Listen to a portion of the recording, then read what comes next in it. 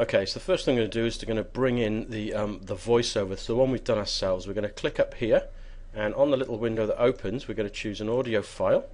Going to choose where that was saved. So that was in the desktop for me, and this was the one called voiceover. So I'm going to choose voiceover, and I want to actually do lip sync only.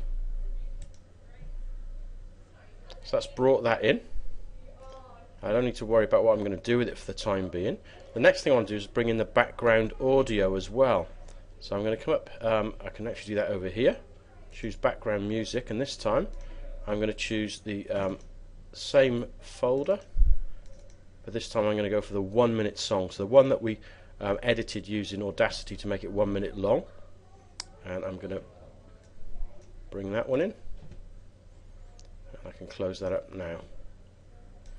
Okay, the slightly tricky part now is to try and synchronize the two tracks. So when we play them,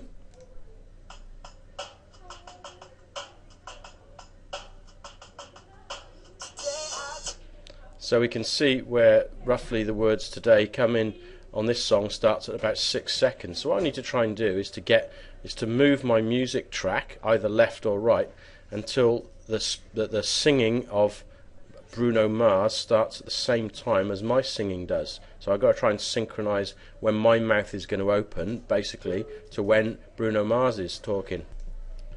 To start doing that, I'm going to drag my timeline along a little bit so I can see where the actual music is. So if you can see here, this is the sound file wave for my voice. If I click up here and I turn the volume down on the music and only listen to mine, you can hear my beautiful voice there singing. So what we need to do is to try and work out where they're both at the same point. So at the moment the one's ahead, so if I move this one across slightly, and you see if I put it back to the beginning again, I can grab it and I can move it slightly this way. So it means it's starting at a slightly different time.